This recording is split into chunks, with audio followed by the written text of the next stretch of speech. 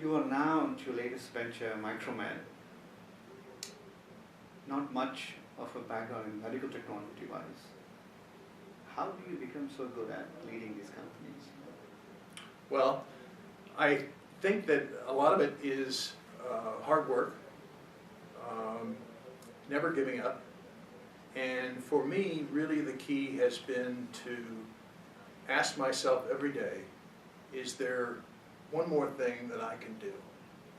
Is there one more thing that I can do that will help move this company forward? And it's that one more thing that you do that may be the one thing that opens up an opportunity that leads to the success of the company. So certainly having medical device experience and expertise is a great part of it, and I rely on some people who have some tremendous expertise. The device itself was invented by NASA and by Dr. Michael DeBakey, the famous heart surgeon. But the matter of getting the product to the market and succeeding in growing the business really comes down to the very simple thing of just trying to find if there's one more thing that I can do today that will make the difference to the success of this company in the long run. And if you keep piling up those one more things, suddenly it turns into a success every time. It's a true lesson from you in leadership because sometimes entrepreneurs think that they could be good managers. I think that's where they make the mistake. That you should be managers, you should be leaders, to inspire, empower people to do things good for you. I think that is a unique skill set that you possess, Bill. And the other thing I wanted to spend a little bit of time on is your humility. When I talked to you earlier, I think it's a sign of a great people. When I look around successful entrepreneurs, they're always very humble.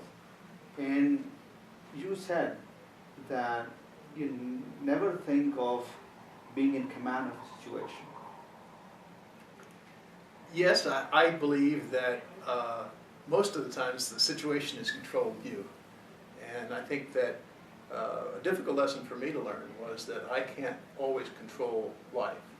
And that it took me a while to learn that life is really in control, and what I control is my thoughts and what I do and how I react to the situations that life presents me. And I think that's the key to success, is not beginning, and certainly the key for me to be maintaining humility, is not to think that I'm the one that's calling the shots or making a difference, because I'm not. Life does that. I just have to live life and react to what life deals me.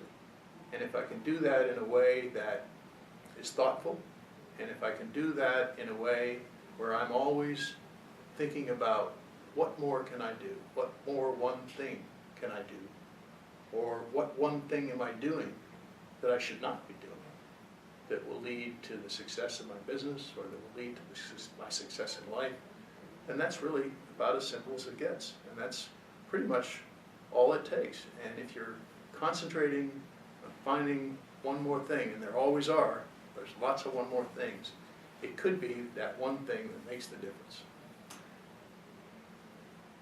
I don't know how to put this message across because there is, on one side there's yearning from entrepreneurs to get the message right. On the other side, they get sometimes after the initial success so lost in the glamour of things that they start defocusing.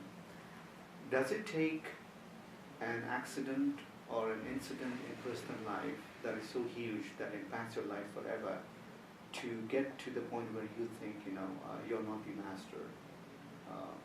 Or I'm trying to put this message across that it doesn't have to have personal tragedy, like in your case you lost your wife and then you understood that things are not in your control. But I'm sure there are lessons that people could pick up from other people's life stories. There are, and for me, as we mentioned at the outset, a great advantage to me is having mentors, and to be able to go to those people when I'm feeling particularly depressed and particularly down. I remember the experience in college when I learned that I'd gotten to where I dreamed of being, and yet I didn't have a high school transcript, so I was going to lose that opportunity. That was pretty demoralizing, pretty depressing. And as you mentioned, when I was starting Renaissance hotels, and I really was on the top of the world, we built about our 8th hotel. They were all going very successful. The money was starting to come in. One night my wife developed cancer, and literally overnight. And I woke up at 4 in the morning. She had a splitting headache. Took her to the hospital. The doctors did a CAT scan and came back and said, you know, your wife's brain is full of tumors. She has 6 months left to live. And I had to quit what I was doing, quit Renaissance, where I've been very successful, and focus just on taking care of my wife and our 2 babies, our 1-year-old and 3-year-old son. And it was pretty simple again there, because it all came down to finding one more thing. And in that case, she was sick. We needed to try and find a cure. And it was just a matter of working every day and trying to figure out one more thing could I do to help this woman. And it's whether it's working with people or working with businesses, it all comes down to just really focusing on going forward, never quitting, and of course, absolutely always believing in yourself and believing that you can succeed and will succeed, no matter how tough things are. And it can be a hell of an experience when you're starting a business. There's nothing tougher than starting a business. It's the hardest work I know. But if you believe that you're going to succeed in the end, you'll be surprised and find that you will. Bill, always a pleasure. Thank you so much. Mateen, it's a pleasure to talk to you again. I look forward to our next visit. Thank you.